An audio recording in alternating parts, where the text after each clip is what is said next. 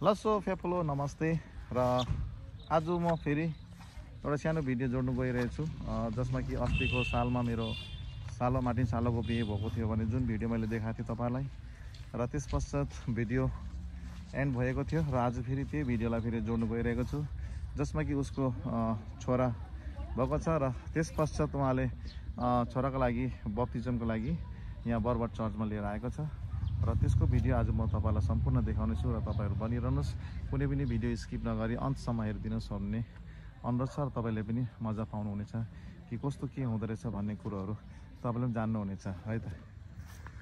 र म यहाँ अहिले चाहिँ यो चाहिँ हो बरबटको चर्च यस प्रकारको छ र तपाईहरुलाई म सम्पूर्ण देखाउने छु र यो हो यहाँको एन्ट्री गेट र गाडीहरु पार्किङमा छ र यस्तै गरी जस्तो प्रकारको फूलहरु फुलिरहेको छ रातो ढकमक त्यस्तै प्रकारको यो भगवानको निवास स्थान हो र आज म प्रवेश गर्न गइरहेको छु। आज चाहिँ एउटा प्रार्थना गर्छ अन्त भिडियोको सुरुवात गर्नुभन्दा पहिला यहाँ नानी सुतिरहेको छ, यहाँ बहिनी हो, यहाँ सालो केटा यहाँ छ र उहाँको अब प्रवेश हुनु गइरहेको छ चर्चभित्र।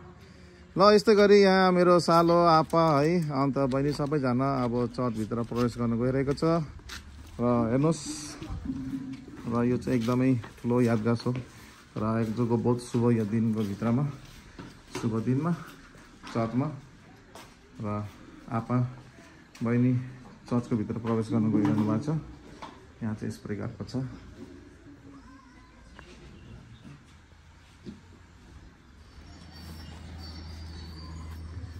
र यस्तै गरी म यहाँ हाम्रो फादरलाई भेट्नु गइरहेको छु र फादरसँग पनि अलिकति गफसप गरिदिनु पर्यो है र चर्चको सुरुवात गर्नुभन्दा पहिला यदि यहाँ अब प्रेयर सुरु भएपछि त फेरि उहाँ पनि बिजी हुनुहुन्छ र बातचित हुनु पाउँदैन, विचार एकदम इच्छुक हुनुहुन्छ है। अन्त म पनि इच्छुकै छु उहाँलाई भेट्नु र अहिले उहाँको निवास स्थानमा आइपुगेको छु र त्यस्तै गरी यदि फादरको यहाँ निवास स्थान थियो भने यहाँ चाहिँ चर्च छ र टाढा टाढाबाट बस्तीका मानिसहरू यहाँ आउने गरिन्छ र आज फेरि भयो सन्डेको दिन पनि र उहाँहरू आउनु चालु भएको छ र यो रहेको छ यहाँको मूल द्वार है र चर्च आउनेको र एकदमै चिसो जग्गा छ।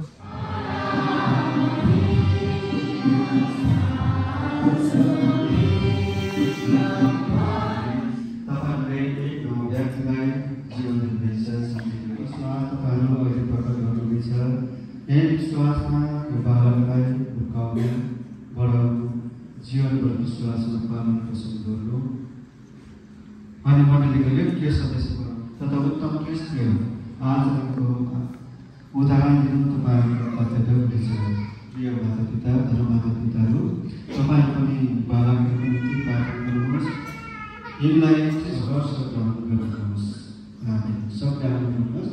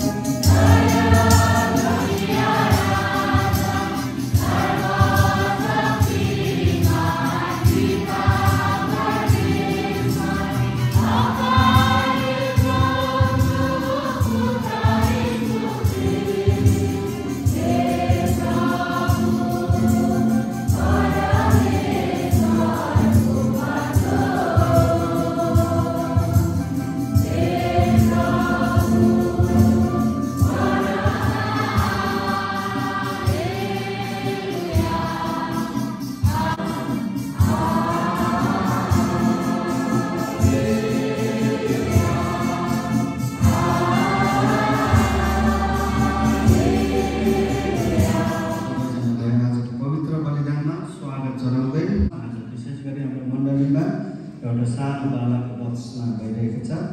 यी बालकको निम्ति हामी विशेष प्रार्थना गर्नेछौँ। परमेश्वरको प्रतिरूपमा सृष्टि हुनुभएको कारण भाइ मार्टिन अनि बुहारी दिव्यको जीवनमा उपहारसँग परमेश्वरलाई वरदान दिनुभएकोमा परमेश्वरलाई धन्यवाद चढाउँदछौँ। गर्दै यो पवित्र विधान अर्पण गर्न चाहन्छन् मार्टिन गाई अनि दिव्य लामा यल्बुङबाट। प्रिय माता-पिता अनि माता-पिताहरू, तपाईँहरू आफ्नो बालकलाई के नाम दिन चाहनुहुन्छ? सेबास्टिन। तपाईँहरू आफ्नो बालकको निम्ति ईश्वरको मर्यादा गर्न के चाहनुहुन्छ? बत्तिसमा। तपाईँहरू आफ्नो बालकलाई बत्तिसमा दिलाउन चाहनुहुन्छ, त्यसर्थ बालकलाई बत्तिसमामा स्थिर दृढ राख्ने जिम्मेवारी तपाईँले ग्रहण गर्नुहुँदैछ। यिनलाई प्रभु यीशु ख्रीष्टको शिक्षा अनुसार परमेश्वर साथै छिमेकीलाई प्रेम गरेर उहाँका आदेशहरू पालन गर्न सिकाउने कर्तव्य तपाईँहरूको हो। के यो कर्तव्य जिम्मेवारी तपाईँहरूले राम्ररी बुझ्नुहुन्छ? धर्ममाता पिता, तपाईँहरू बालकका माता पितालाई ख्रीष्ट माता पिताको कर्तव्य पुरा गर्न सहायता गर्न तयार हुनुहुन्छ? माता पितामा माता पिताको कर्तव्य हुन्छ नानीको निम्ति आफ्नो माता पितालाई विश्वासमा अघि बढाइरहेका छन् छैनन् त्यो पनि सोध्ने अनि सहायता गर्ने कर्तव्य छ। सेवाई चाहिँ ख्रीष्ट परिवार अति हर्ष साथ स्वागत गर्दछ। यो परिवारको तिम्रो माता पिता भने पवित्र जीवनद्वारा यदि ईश्वरले राज्यका आनन्दमा पुग्न सकुन् भने माता पिता धर्ममाता पिता आफ्नो बालकको निम्ति प्रेरणा पनि आदर्श जीवन विश्वासी जीवन बिताउन सकुन् भने यिनका परिवारलाई आपसको प्रेममा सदा राख्नुहोस् भने हामी सबैमा पनि बत्तिसमाको कृपा धमिन बनाइदिनुहोस् भने तपाईँको प्रत्युत्तर हुनेछ। हाम्रो लागि बिन्ती गर्नुहोस्। सन्त मरिया येशूकी माता,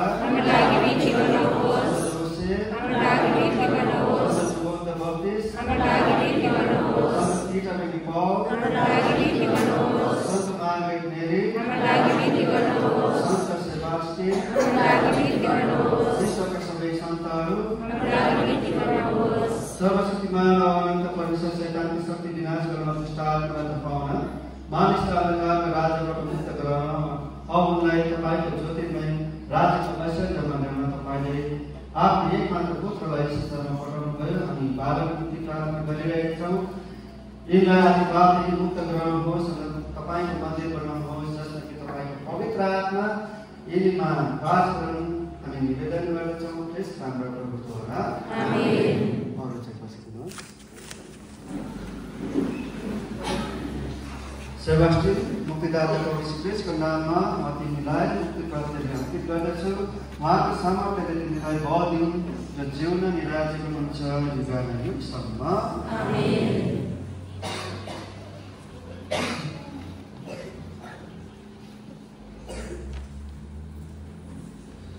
प्रिय माता पिता धर्ममाता पिताहरू, तपाईँको बालकलाई बत्तिसमा संस्कार दिलाउनु यहाँ पवित्र वेदीको अघि आइसक्नु भएको छ। ईश्वर प्रेम हुनुहुन्छ। उहाँको तपाईँले बालकले पानी र पवित्र आत्माद्वारा नवजीवनको दान प्राप्त गर्नेछन्। यिनलाई विश्वासको जीवनमा हुर्काउनु तपाईँको निरन्तर कोसिस हुनुपर्छ। यिनले ईश्वरबाट पाउने ईश्वरले जीवनमा पाप र प्रभावदेखि तपाईँहरूले सुरक्षित राख्नु पर्नेछ। यिनको हृदय दिनदिन बलियो प्रबल हुँदै जानुपर्नेछ।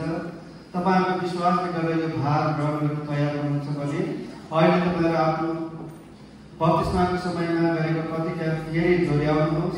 पापलाई इन्कार गर्नुहोस्। यीशु ख्रीष्टमाथि आफ्नो विश्वास प्रकट गर्नुहोस्। यो हो धर्म मण्डलीको विश्वास। यही विश्वासमा तपाईँहरूको बालकले बत्तिसमा पाउन लागेका छन्। सबैले फेरि भन्नुहोस्। के तपाईँहरू शैतानलाई त्याग्नुहुन्छ? के तपाईँहरू शैतानले त्यसका सबै कामहरू त्याग्नुहुन्छ? हामी आफ्नो विश्वास प्रकट गर्नेछौँ। तपाईँहरू स्वर्ग अनि पृथ्वीका सृष्टिकर्ता सर्वशक्तिमान पिता परमेश्वरमाथि विश्वास गर्नुहुन्छ। तपाईँमा एकमात्र पुत्र जो कुमारी मरियादेखि जन्मले क्रुसमा टंगाए, मरे, कबरमा राखे, बौर उठे और अहिले पिताको दयामा हाम्रा प्रभु यीशु ख्रीष्टमाथि विश्वास गर्नुहुन्छ। तपाईँ पवित्र आत्मामाथि, पवित्र कार्य मण्डलीमाथि, सर्वको सङ्गतिमाथि, पापको क्षमामाथि, पाप स्वीकारको संस्कारमाथि, जुगको लुटाउनमा अनन्त जीवनमाथि विश्वास गर्नुहुन्छ। यो हो हाम्रो विश्वास, यो हो धर्म मण्डलीको विश्वास। हाम्रा प्रभु यीशु ख्रीष्टमा यो विश्वास प्रकट गर्न हामीलाई गर्व लाग्दछ। सबैले एकसाथ आमेन भन्नुहोस्। बस्नुहोस्।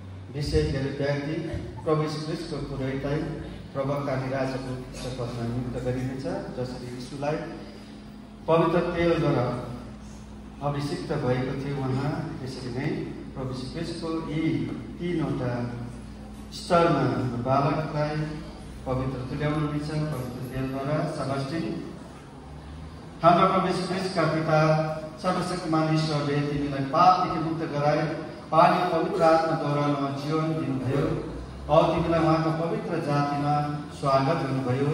अब उहाँले तिमीलाई मुक्तिदायी ख्रीष्टमा तेलले अंकित गर्नुहुनेछ, जसले ख्रीष्ट आफै पनि तेल मरण गरेर पुरोहित प्रवक्ता राजाको उच्च पदमा नियुक्त गरिनुभयो।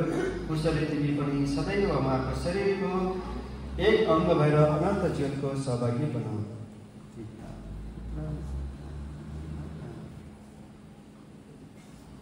ख्रीष्ट जीवन परमेश्वरको जीवन हो अनि यो जीवन पवित्र जीवन हो। त्यसर्थ पवित्रताको चिन्ह स्वरूप यो सेतो वस्त्रलाई हामी बालकलाई यो अर्पण गर्नेछौँ। सेबास्टिन, तिमी एक नयाँ सृष्टि भएका छौ, ख्रीष्टको स्वरूप धारण गरेका छौ। यो सेतो वस्त्रलाई तिमी ख्रीष्ट मर्यादाको बाहिर चिन्ह मानिदेऊ। तिम्रो आत्मा तर साथी सङ्गीतको सुवचन र सुकार्यको सहायता पाए स्वर्गको अनन्त जीवनसम्म यो मर्यादालाई निष्कलङ्क बनाइराखेर सबैले आमेन भन्नुहोस्। प्रभु यीशु ख्रीष्टले आफ्नो वचनमा भन्नुभयो वचनको सुसमाचार 8:12मा, म नै संसारको ज्योति हुँ, मेरो पछि हिँडेर अन्धकारमा हिँड्नु पर्दैन तर जीवनको ज्योति पाउँदछ। अनि उहाँले मत्तीको 5:19मा पनि भन्नुहुनेछ, तिमीहरू संसारको ज्योति हो, तिमीहरूको ज्योति बलिरहोस् अनि तिमीहरूको असल कार्यद्वारा परमेश्वरको महिमा रहोस् भनेर उहाँले भन्नुभएको छ। त्यसैले यो ख्रीष्टको प्रत्येक ज्योति ग्रहण गर्नुहोस्। सबैले एकसाथ उभिनुहोस्। प्रिय माता-पिता, धर्ममाता पिता, यो ज्योति तपाईँको जिम्मामा राखिँदैछ। चम्किलो बलिरहोस् भनी तपाईँका यी बालकलाई ख्रीष्ट आफैले ज्वलन्त पार्नु भएको छ। यिनलाई सदैव प्रकाशमा भएको बालकलाई चाहिँ हेराउनु पर्दछ। यिनले आफ्नो हृदयमा विश्वासको ज्वाला जीवित राख्नु, प्रभुको पुनः आगमनमा यिनी पनि स्वर्गीय राज्यको सर्वसम्पत्तिसँग यिनलाई स्वागत गर्न सकुन्। प्रभु यीशुले पहिलोलाई सुन्ने औलादलाई बोल्ने बनाउनु भयो। उहाँको वचन सुन्न अनि प्रचार गर्न अहिले तिम्रा जिब्र मुखलाई पवित्र पार्नु अनि वचन सुनेर पालन गर्ने निम्ति तिम्रो कामलाई स्पर्श गर्नु, उहाँमाथिको विश्वास घोषणा गर्न र पिता परमेश्वरको महिमा र प्रशंसा गर्न तिम्रो मुख खोलिदिउन्। ख्रीष्ट हाम्रा प्रभुद्वारा